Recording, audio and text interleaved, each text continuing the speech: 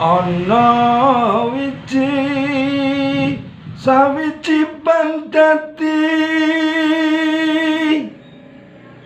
ingkang pencar salumaing jagat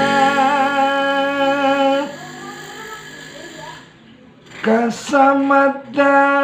dening jate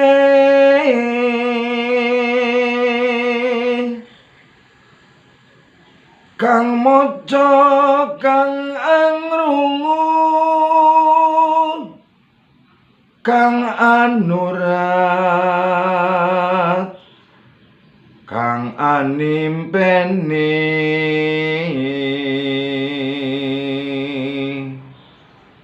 dadya ayuning jasad kinarya sembur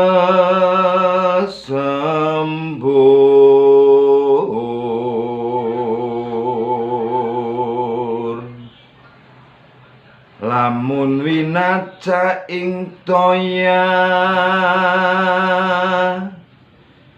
kinarya dus prawantuwa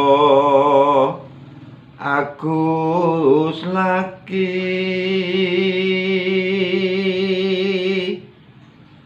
wong edan nuli